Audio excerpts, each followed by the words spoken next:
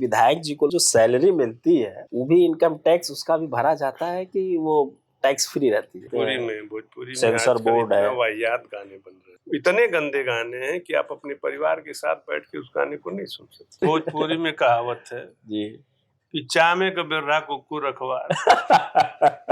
तो जब खुदे गाना गावत हो अश्लील, वो रोक कैसे लगा? आपका बैकग्राउंड पॉलिटिकल है ही नहीं, राजनीति का कीड़ा कैसे लगा सर? मोदी जी के एजेंडे से ओबीसी के उद्धार का मुद्दा एकदम से गायब हो। माननीय माथुर ने एक चीज कह के हमको टाल दिया कि यार अब वहाँ हमारी नहीं चल रही है, योगी जी मुख्यमंत्री हो गए हैं, योगी जी बंसल जी की चल रही। हम परिवारवाद को समर्थन करते हैं आप? राजनीति में परिवारवाद, फिल्मी दुनिया में परिवारवाद? परिवारवाद एक ऐसा शब्द है, खेती में परिवारवाद नहीं है। आजमगढ़ के साथ सरकार जो है न्याय नहीं कर रही है, सौतेला व्यवहार।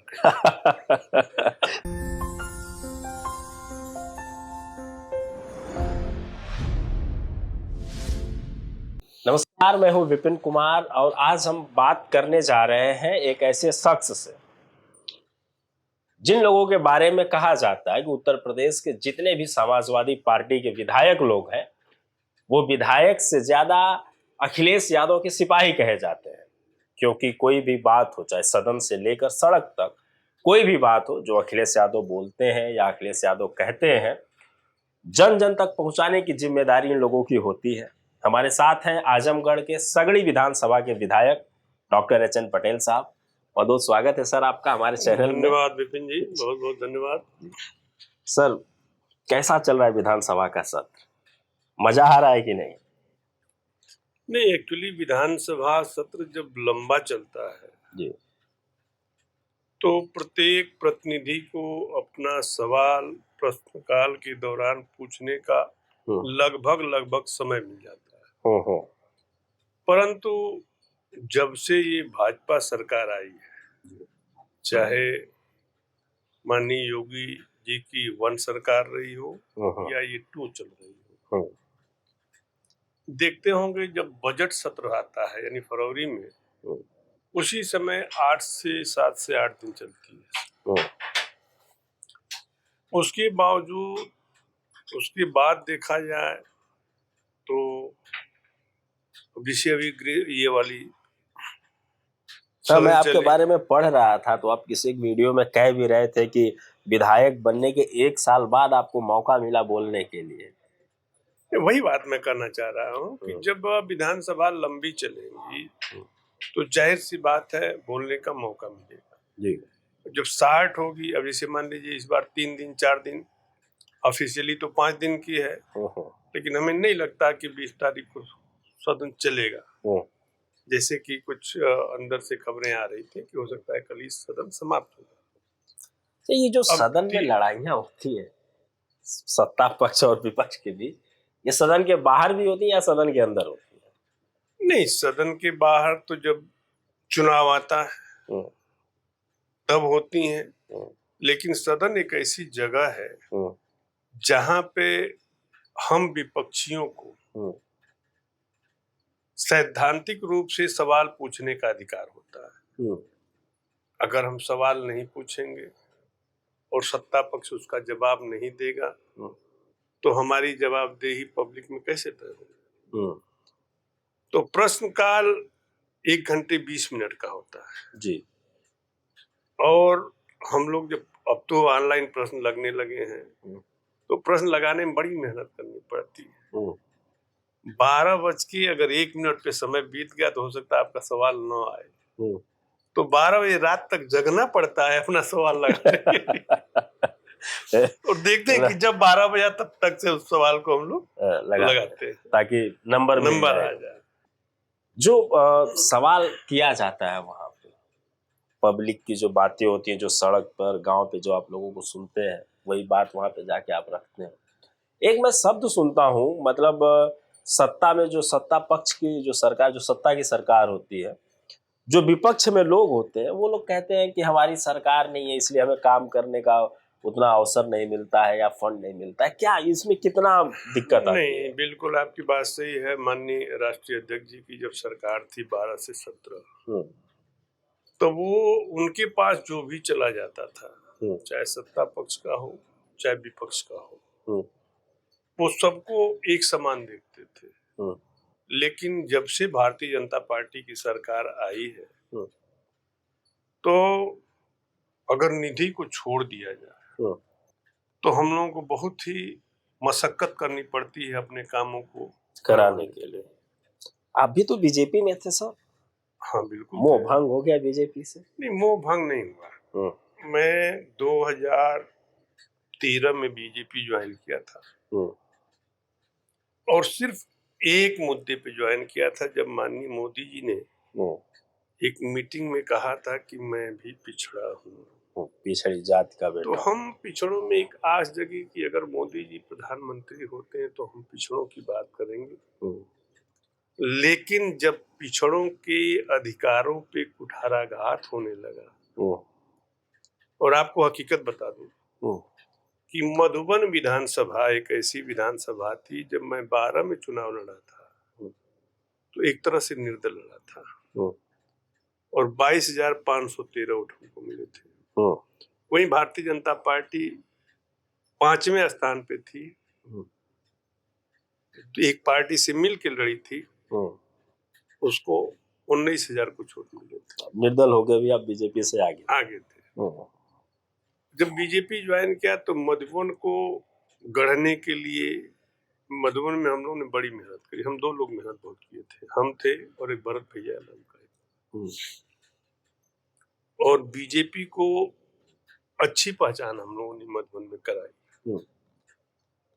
लेकिन जब टिकट की बारी आई 2017 में, तो प्रदेश स्तर से और प्रदेश अध्यक्ष के मार्फत टिकट उनके कहने के अनुसार टिकट हो गया था, लेकिन बीच में एक शख्स आता है और ऊपर से टिकट लेके चला गया।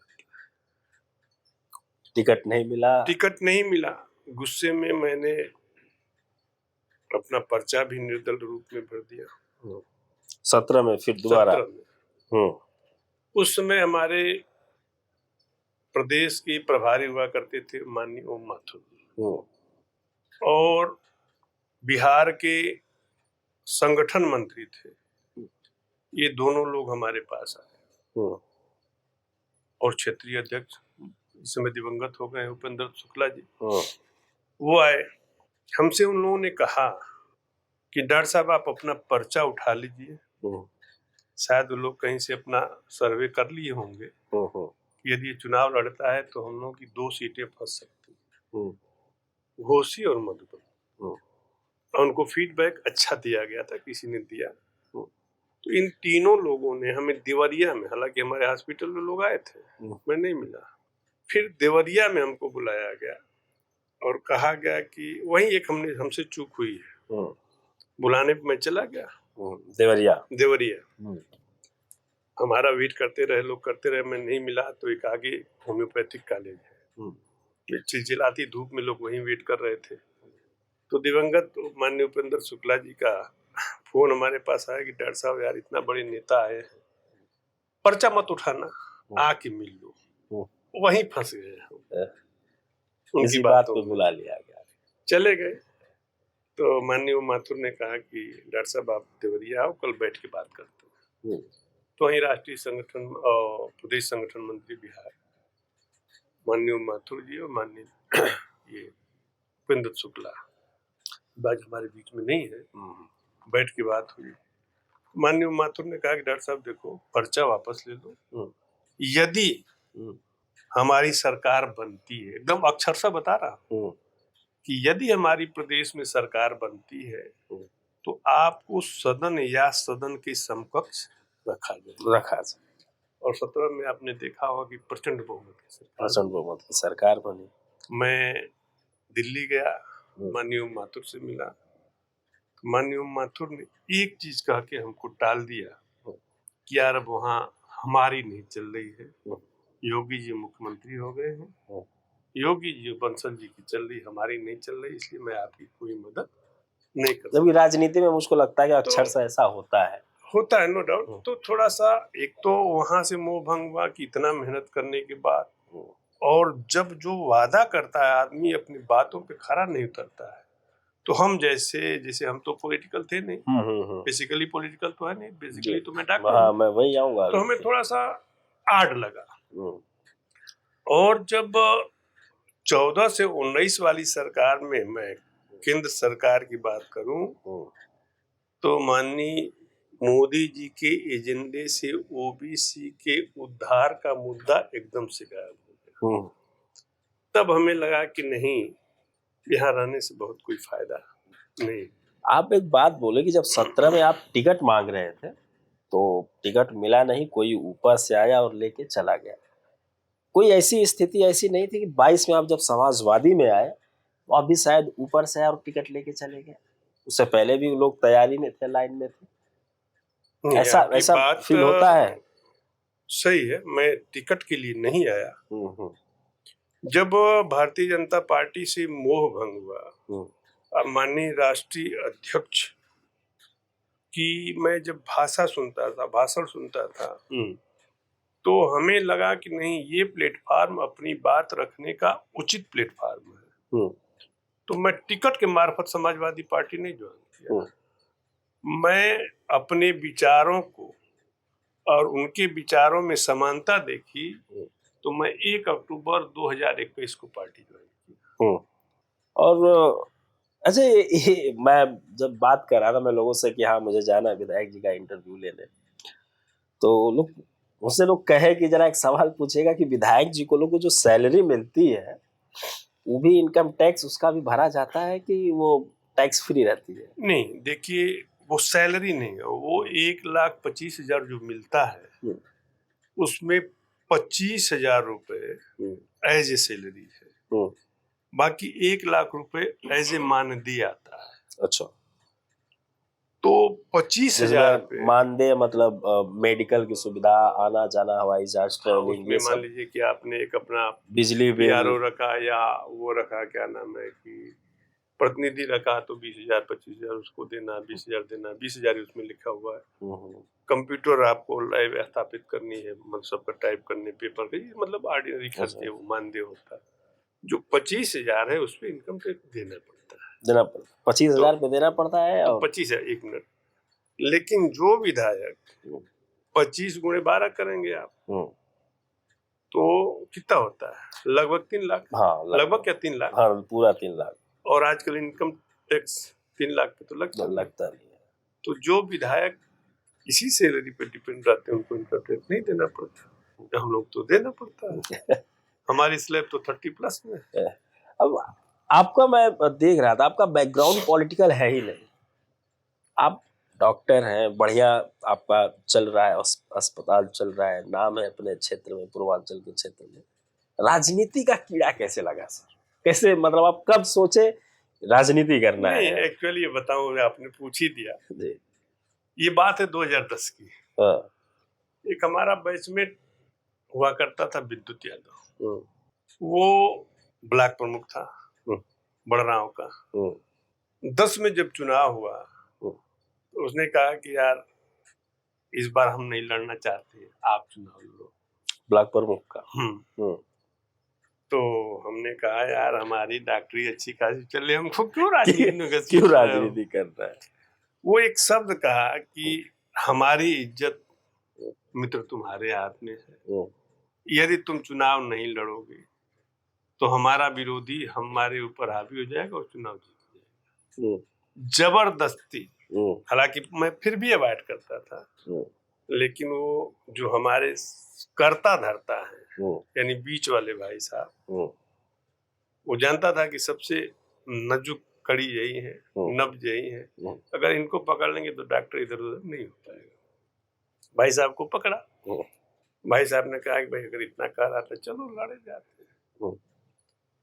तो हम 3 लोग बीडीसी का चुनाव लड़े, मैं, हमारी मैडम और हमारे भतीजे संजय। अच्छा। और हम तीनों लोगों ने, हालांकि उस समय मंत्री जी थे, बसपा की सरकार थी। हमारी में ये था कि डॉक्टर की मैडम अगर जीत जाती तो ब्लॉक प्रमुख ही उनको बनवा ले जाएगा। तो 167 वोटों का हेरी फेरी करके हमारी मैडम को जानबूझ के हरा दिया। अच्छा। और हम लोग दोनों चाचा भतीजे चुनाव जीत गए। तो हमने अपने भतीजे को प्रमुख के रूप में प्रमोट किया। और आपको मालूम है कि जब भी कोई अगर राजनीति में घुस गया तो राजनीति, हमारी दूसरी भाषा खराब भाषा कहें, कि वो ऐसा दलदल है कि जो एक बार घुस गया तो निकल नहीं सकता। संन्यास, राजनीति से संन्यास नहीं ले सकता। हर चीज का संन्यास लेने का एक टाइम पीरियड है, राजनीति का नहीं। तो अच्छा, आपके परिवार से कोई राजनीति में आना चाहे तो क्या आप अपना वारिस या आप अपना नाम देंगे? नहीं, वारिस क्या, अभी हमारे प्रमुख जो हैं संजय भतीजे हैं, वो उनको फिर बात सुने ना कि 10 में हमने बसपा की सरकार थी, निर्दल प्रमुख उनको बनाया। अब 2015 की बात करते हैं। 2015 में हमने सोचा कि 2 ब्लॉक कवर करते हैं, एक बड़राव, एक द्वारी घाट।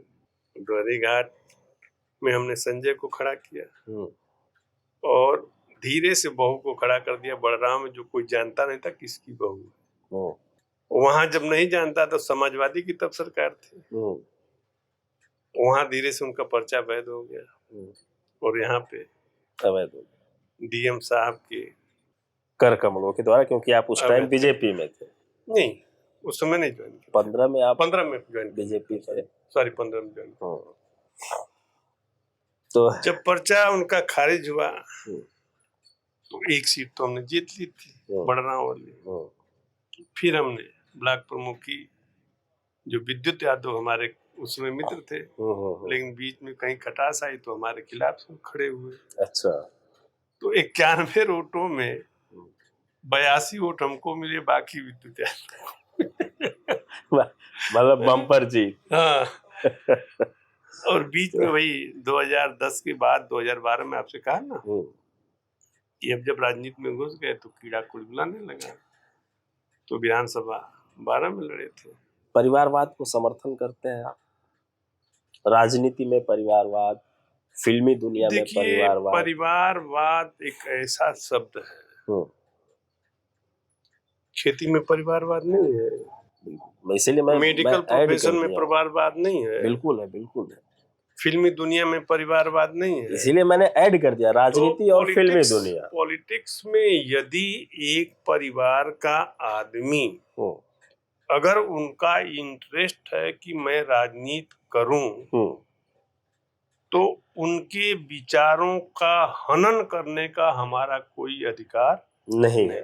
बिल्कुल सर, मेरा सवाल ये था, मैं ये जानना चाह रहा था कि अगर आप विधायक बने हैं, आप मंत्री बने हैं, आप सांसद बने हैं और आप चुनाव नहीं लड़ रहे हैं, तो ये कहाँ तक सही है कि आपकी जगह सीधे आपके परिवार से कोई आए, कोई आपका बेटा, कोई भतीजा, और वो चुनाव लड़े, जबकि आपके समकक्ष कोई दूसरा पर्सन है जो उतनी ही मेहनत कर रहा है, तब से ही मेहनत कर रहा है जैसे आप करते आ रहे हैं। मैं आपकी बात को थोड़ा दूसरे वे में बताना चाह रहा हूँ। यदि मैंने राजनीति से संन्यास लिया, मैं ये नहीं चाहूंगा कि जबरदस्ती, मैं अपनी बात कर रहा हूँ कि अपने परिवार के किसी सदस्य को पर्टिकुलर जबरदस्ती थोपूं कि नहीं आप राजनीति करो, अनटिल अनलेस जब तक उसकी अंतरात्मा ये नहीं कहेगी कि हमें भी राजनीति करनी है। अगर उसकी अंतरात्मा करे कि हमें राजनीति करनी है, तो हमें कोई अधिकार नहीं है कि उसके अधिकारों का हम हनन करें। बिल्कुल सर, यही मैं परिवारवाद की परिभाषा में समझता हूँ कि हर राजनेता या फिल्मी दुनिया के लोग यही समझे तो बेहतर है, टैलेंट के आधार पर लोगों को मौका मिले। गीत सुनते हैं, गीत गाने सुनते हैं, फिल्म देखते हैं आप? अरे गाते हुए आ रहा हूँ उसी बात पे आ रहा हूँ, क्योंकि सदन में आपने एक गीत सुनाया था अपनी मांग को लेकर, और जो उस समय समाज की जो समस्याएं हैं उसके ऊपर आपने एक गीत बनाई थी, मैं देखा था। मैं जनता को बताऊंगा, वो लिंक भी दूंगा कि आप भी सुनिएगा विधायक जी के गीत को। नहीं, कल देखिए मैं थोड़ा जब मौका मिलता है, खास करके जिस दिन हमारी ओटी नहीं रहती है हमारी। मैं ऑपरेशन सुबह करता हूँ 4 बजे, 4 बजे से 10-11 बजे तक। जो जिस दिन ऑपरेशन नहीं रहता तो नींद खुल जाती है आदतन, तो सुबह मूड फ्रेश रहता है। तो उस समय जब लेखनी लिखी जाती है कहीं न कहीं सरस्वती जी का वास होता है, कलम चल जाती, कुछ शब्दावलियां निकल जाए। अब जैसे कल एक हमारा सवाल लगा है किसानों की दुर्दशा पे, अगर मौका मिला तो 2-4 पंक्तियां, गीत तो नहीं, कविता है, अपने स्वयं मैं लिखा हूँ, ऐसा नहीं कि कहीं से किसी का लिया। विशुद्ध भोजपुरी में पूर्वांचल के लोग ही उस सदन में समझ पाएंगे, शायद पश्चिम के लोगों के सर के ऊपर से ऊपर चला जाए। आप भोजपुरी की बात कर रहे हैं, जो वर्तमान समय में भोजपुरी गाने बन रहे हैं, दुख होता है आपको? बिल्कुल दुख होता है। क्या किया जा सकता है उसके? नहीं, इसका तो जैसे बॉलीवुड में है कि गाने बनते हैं, भोजपुरी में सेंसर बोर्ड है, वाहियात गाने बन रहे हैं, इतना वाहियात गाने बन रहे हैं कि इसको तो पब्लिकली बैन कर देना चाहिए। पब्लिकली इतने गंदे गाने हैं कि आप अपने परिवार के साथ बैठ के उस गाने को नहीं सुन सकते। सदन में इस पे कोई बात नहीं हो सकती? जैसे यूपी में भोजपुरी की जो है कि फिल्म सिटी भी शायद योगी जी ने कहा था कि फिल्म सिटी बनेगी, तो सेंसर बोर्ड कब बनेगी? राम मंदिर जैसे हो जाएगा। आजमगढ़ में खैर वो नाटक का आजमगढ़ में नाट्यशाला दिनेश लाल ने कहा था तो उन्होंने बनवाया है। आजमगढ़ में नाट्यशाला बना है। जैसे मैं ये कह रहा हूँ कि जैसे सेंसर बोर्ड जैसी कोई प्रक्रिया कि कोई गाना अपना लॉन्च कर रहा है, कोई अपना गाना लिख रहा है, तो पहले वो प्रमाणित करवाए कैसे कि हम इस गाना को समाज में इसके लिए सदन में आवाज उठाई जा सकती है कि नहीं? देखिए, ये घुमा फिरा के देखा जाए तो पब्लिक के मुद्दे नहीं, सामाजिक मुद्दा है। सामाजिक मुद्दा है जी। उठाई जा सकती है कि नहीं जा सकती है, इसके पहले, उठाने के पहले जिस संस्था को ये अधिकार मिला है तो नैतिक कर्तव्य तो पहले उसका है। बिल्कुल। तो अपने कार्यों पे पहले वो सफल हो या अपने कार्यों या दायित्वों का निर्वहन करे। अगर उसके निर्वहन करने के बावजूद भी बनते हैं तो सदन में उठाया जा सकता है। तो सर अगर मेरा बात ये है, अगर सामने वाला अपनी नैतिकता को भूल रहा है तो बड़े लोगों का तो फर्ज बनता है। सामने वाला नहीं, हम दूसरी चीज कर, सामने वाले की नहीं, मैं जो संस्था की बात कह रहा हूँ, संस्था की बात, अगर वो संस्था और संस्था के लोग इस नैतिकता को भूल रहे हैं तो राजनीति की जिम्मेदारी बनती है ना उस पर रोक लगाए। तभी ऐसे सदन में चर्चा हो सकती है, क्योंकि मैं भी भोजपुरी भाषा से हूँ और मुझे भोजपुरी से बहुत लगाव है। भाई भोजपुरी एक ऐसी भाषा है कि अगर आप थोड़ा सा, हम लोग आजमगढ़ के हैं जी, बलिया में चले जाएंगे जी, तो इतना प्रेम से गाली देते हैं, वो भी बड़ी अच्छा लगता है। गाली भी दे देंगे, हम लोग का बुरा भी नहीं लगता है। तो इसीलिए मैंने भाषा में वो मिठास है। और भाजपा के एक सांसद हैं जो भोजपुरी के बहुत बड़े सिंगर कहे जाते थे, आजकल दूसरी बार सांसद हैं। पहली बार माननीय योगी जी के खिलाफ अपनी पार्टी से लड़े थे। मनोज तिवारी जी की अब बात कर रहे हैं। अब ये आपका उन्होंने भोजपुरी को 9वीं सूची में डालने का वादा किया था। अब वो अपने वादे पे कितना खरे उतरे हैं इसकी जानकारी हमें नहीं है। इसकी जानकारी मैं बता दूंगा सर, क्योंकि लोकसभा चुनाव जब 2024 में चल रहा था तो मैं था उस लोकसभा चुनाव में, उनके क्षेत्र में था, दिल्ली में। तो मुझे इसकी जानकारी मिली कि किस स्तर तक वो क्षेत्र में काम कर रहे हैं और भोजपुरी भाषा। मैं उनसे पूछा भी था, मेरी बात भी हुई थी उनसे, मैं उनका इंटरव्यू भी लिया था, मैंने उनसे पूछा भी था, इस पे सवाल भी उठाया था कि आज के समय में भोजपुरी के जितने स्टार लोग हैं लगभग राजनीति में है, या तो राज्य की राजनीति में है या तो केंद्र की राजनीति में, लेकिन फिर भी भोजपुरी में इतनी अश्लीलता है। छोटा बच्चा उठता है फेमस होने के लिए, कुछ भी गाना गा रहा है, इस पे रोक क्यों नहीं लगती है? नहीं लगनी चाहिए। तो वो कह रहे हैं कि इस बार हम जीतेंगे तो इस बार बात करेंगे। जीत गए, अब जाऊंगा दोबारा फिर। भोजपुरी में कहावत है जी कि चामे का बेर्रा कुक्कू रखवा। तो जो खुदे गाना गावत हो अश्लील, रोक कैसे लगा? सगड़ी विधानसभा के लिए मैं थोड़ा सा क्षेत्र पे आता हूँ सर। सगड़ी विधानसभा में प्राकृतिक समस्याएं बहुत ज्यादा है। सबसे बड़ी समस्या है बाढ़ की। बाढ़ का कोई समाधान है नहीं। हम हर साल कुछ ना कुछ ऐसे बना सकते हैं, क्योंकि बाढ़ को हम रोक नहीं सकते। मैं उन चीजों पे न जाते हुए, मैं जिस पे हम काम कर सकते हैं, आप काम कर सकते हैं, मैं उस पे बात करना चाहता हूँ। जैसे वहां पे मुझे पार्क की कमी दिखती है। पार्क है ही नहीं, मुझे ऐसा फील होता है। जबकि आज के समय में जो है कि बड़े बड़े शहरों में या किसी भी छोटे शहरों में व्यवस्थाएं की जा रही हैं कि लोग टहलें, खेल कूद की व्यवस्थाएं की जा रही हैं, सरकारी स्कूलों कॉलेजों की व्यवस्थाएं की जा रही हैं। फीस बढ़ोतरी जो इतनी ज्यादा, मतलब प्राइवेट स्कूल को, कॉलेज को तो आप मतलब ये कह लीजिए कि पैसा उगाने की मशीन बन चुके हैं, पर एजुकेशन का स्तर उतना अच्छा नहीं है। ये मैं उसी क्षेत्र से आता हूं जिस क्षेत्र से आप विधायक हैं। मेरे पिताजी सक्षम थे, मेरे पिताजी मुझको भेज दिए, मैं बाहर पढ़ आया सर। आप भी बाहर पढ़ के आए, आज के समय में आप कर रहे हैं। लेकिन मुझे लगता है कि 70-80% ऐसी आबादी है जो शिक्षा से वंचित रह जा रहे हैं।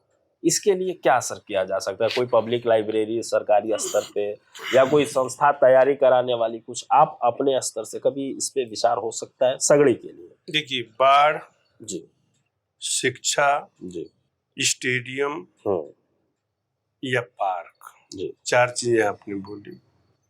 उसका सिर्फ एक जवाब मैं देना चाहता हूँ जी, कि आजमगढ़ में 10 विधानसभा, 10 के समाजवादी के विधायक हैं। हाँ, सबके विधायक, 2 लोकसभा, दोनों समाजवादी के लोग, सांसद है, 2 विधान परिषद, दोनों समाजवादी। तो हमको लगता है कि आजमगढ़ के साथ सरकार जो है न्याय नहीं कर रही है, सौतेला व्यवहार सर ये इस चीज को मैं अगर दूसरे तरीके से सोचूं तो इसको नहीं, तो मैं ऐसे क्यों, भी क्यों, सोच एक मिनट जी, मैं इसलिए कहा कि देखिए इसको सदन में भी उठा चुका हूँ। बाढ़ एक प्राकृतिक आपदा है, उसको आप रोक नहीं सकते। जी, बिल्कुल सही। लेकिन अपने नागरिकों को कुछ हद तक मुहैया, मतलब समस्याओं का निदान करने के लिए कुछ मुहैया तो करा ही सकते। बिल्कुल बिल्कुल। अब जैसे मौला गढ़वत बाद से अगर हम हैदराबाद तक चले जाएं तो 6-7 स्पॉट ऐसे हैं, और आपको ये भी पता है कि लगभग 20-25 गांव उधर है बंदे के नीचे। जब बाढ़ में जलमग्न होते हैं तो उनको नाव से आने के सिवा दूसरा कोई रास्ता नहीं। नाव से बच्चे आते हैं, स्कूल जाते हैं, घर के लोग अपने पशुओं को ला के बंदे पे छोड़ते हैं। तो बंदे पे छोड़ते हैं। मैं पूरी बात ऐड कर रहा हूँ, अगर रात में कोई लेडीज है जो प्रेग्नेंट है, वही मैं आ रहा था, और उस एरिया में अगर लाट घाट को छोड़ दिया जाए जी, हरैया को छोड़ दिया जाए तो सीएससी उस एरिया में नहीं है। पीएससी तो है, सब पीएससी हैं, पीएससी में डॉक्टर भी नहीं है। मैं आपको बता दूं, वही मैं कहने जा रहा हूँ भाई, अब अपने एरिया के बारे में तो कुछ जानकारी है ही। मैं लोकसभा में उसी समय बाढ़ थी भी, थोड़ी हटने वाली थी। मैं लोकसभा में पूरा घूमा क्षेत्र, ना कहीं कोई डॉक्टर मिलने वाले हैं, ना कहीं हॉस्पिटल पे कोई दवा मिलने वाली है। मैं ऐसे बात कर रहा था, एक बुजुर्ग आदमी थे, उनकी कोई बेटी थी या कोई सांप काटने की वजह से मर गए, क्योंकि बाढ़ में नाव से लेके जब तक लोग बंधे पे आते और वहां से आजमगढ़ लेके जाते, डेथ हो गई। तो वही मैं करीब आपको बता दूं कि उन 7 स्पॉटों पे मैंने सिंचाई मंत्री से 2 बार मिला कि साहब यहाँ पे ताखे वाला, परमानेंट नहीं, ताखे वाला पुल बनवा दो। पुल नहीं, पानी निकल जाए, ऊपर से लोग आते जाओ। तो भाई एक प्रोसीजर होता है। इन्होंने हालांकि उन्होंने स्टेप लिया, अपने अधिकारियों को बोला। तो जब स्वयं विवेक से आदमी काम नहीं करेगा, सिर्फ अधिकारियों के ऊपर डिपेंड रहेगा, तो अधिकारी तो पढ़ाई देंगे। उन्होंने ये लिख के भेज दिया कि ये एरिया डूब क्षेत्र में आता है, लिहाजा यहाँ पुलिया नहीं बन सकती। तो मैं फिर सदन में ये सवाल लगाया कि वहीं पे रोड जा रही है, नदी में जब पुल बन रहा है, भाई समुद्र में पुल बन रहे हैं, नदी में पुल बन रहे हैं, तो डूब एरिया में पुलिया क्यों नहीं बन सकती? सही बात। इसका जवाब आज तक हमें नहीं मिला। मतलब आप कह रहे हैं सौतेला व्यवहार है। और आज फिर लगाया था नियम 56 में उस सवाल को, इस पे चर्चा हो, लेकिन उस सवाल को अस्वीकार कर दिया गया, क्योंकि मैं चाहता हूं कि वहां पुलिया या पुल बने ताकि उनकी जो पीड़ा है कुछ हद तक कम हो, पीड़ा कम हो। और मैं चुनाव के समय ये वादा किया था, भाई उस समय अभी नया नया था, ये दाव पेच हमको नहीं मालूम था कि अधिकारी इस तरह से बेवकूफ बना के या इस तरह से बातें करके निकल जाएंगे। अभी एक लड़का मरा था, आपने देखा होगा, क्या मरा था वो, बाका बूढ़न पट्टी, नाव पलट गई, हाँ। मर गया, वो हल्ला मचा, लाश खोजी गई, मिला, मैं वहां गया, डीएम साहब से बात हुई, तो उन्होंने ये स्वीकार किया कि नहीं आप लोग कुछ मदद करो, यहाँ पुल बनना चाहिए। तो हमने कहा ठीक भाई, 25 लाख हमारे निधि से कट जाएगा, 50 लाख माननीय सांसद के निधि से कट जाएगा, 75 लाख हम लोग दे दे रहे हैं, आप पुल बनवाओ। तो जेई जब उसका एस्टिमेट निकाला तो 2.25 करोड़ का जा रहा था। तो मैं उसी मार्फत डीएम साहब से मिलने गया, और उसी पे मीटिंग थी, मीटिंग से डीएम साहब निकल रहे थे, इसके पूर्व वाले डीएम। तो हमने कहा सर इसी तरह की बात, हम लोग 75 लाख दे देते हैं, बाकी पैसा, कहने की बहुत भारी भरकम रकम है, 2.25 करोड़ की है, बाकी पैसा कहाँ से आएगा। तो हमारे थोड़ा सा, मैं जो भी कहिए हमारे मुंह से निकल गया कि साहब पूरे जिले के मालिक हो, कितना पैसा का तो इंतजाम आप कर ही सकते हो, अगर आप दिल से चाह लोगे तो पुल बन जाएगा। बिल्कुल, लेकिन अभी तक नहीं, वो ठंडे बस्ते में ही चला। हरियाणा में जब चुनाव हुआ तो गठबंधन के साथ लड़ाई लड़ी गई, लेकिन जब दिल्ली में चुनाव हो रहा है, कांग्रेस अलग है, पर आम आदमी पार्टी के समर्थन में समाजवादी पार्टी है, ये बंटना कैसे हो रहा है सर? नहीं देखिए, हर एक स्टेट की अपनी अलग अलग पॉलिसियां होती हैं, नेचर होता है। इस पे हम इसलिए आपसे कुछ नहीं कह सकते, इन सब चीजों का निर्णय लेने का अधिकार माननीय राष्ट्रीय अध्यक्ष के अलावा किसी के पास नहीं। अच्छा, वो जो निर्णय लेते हैं हम लोगों के लिए सब। एक आखिरी सवाल है, नैतिकता के तौर पर, सामाजिकता के तौर पर सांप्रदायिक माहौल जो इस समय चल रहा है, उसको किस तरीके से देखा जा सकता है, किस तरीके से रोका जा सकता है? देखिए, मैं बहुत सारे नारों पे, क्योंकि आपकी नारेबाजी भी मैं सुन रहा था, आप मंच पे जब कहीं भाषण देने जाते हैं तो नारेबाजी भी बड़ी अच्छी अच्छी करते हैं, आप भी बनाते हैं नए नए नारों को।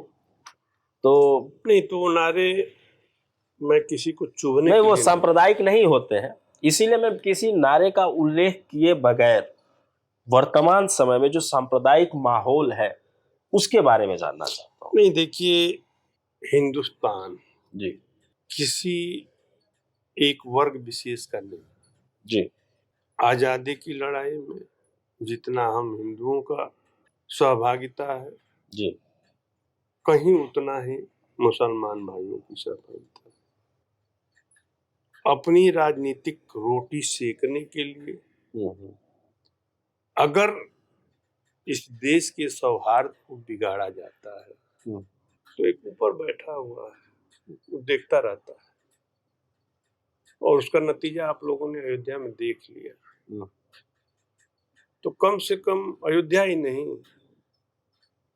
जो जहां जहां प्रभु राम गए हैं चारों जगह, अयोध्या से शुरू करिए तो चित्रकूट, चित्रकूट से शुरू करिए तो एक जगह मैं भूल रहा हूँ वहां, और फिर रामेश्वरम, चारों जगह प्रभु राम जी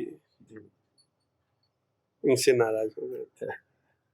तो कम से कम इन लोगों को उससे भी तो सीख लेनी चाहिए कि सौहार्द बिगाड़ने में हमारे प्रभु जी ही नाराज हो जा रहे हैं, तो कम से कम इस सौहार्द को मेंटेन किया जाए। आखिरी सवाल, सांप्रदायिक सौहार्द 2027 में कहीं भारी न पड़ जाए समाजवादी पार्टी को, क्या लगता है? पब्लिक बहुत चालाक होगी, कल का वक्तव्य आपने देखा ना संसद में, मैं तो अपने को दलित कहता हूँ भाई जी। 4 वर्ण हैं, सब उसी ब्राह्मण, क्षत्रिय, शूद्र, वैश्य, अरे वैश्य शूद्र, हम शूद्र में आते हैं। तो हम तो भाई पूजते हैं अंबेडकर जी को। अगर मैं पूजता हूँ और हमारी पूजा का माखौल उड़ाया जाता है, अब मैं एक चीज जानता हूँ कि स्वर्ग भी यही है, नर्क भी यही है।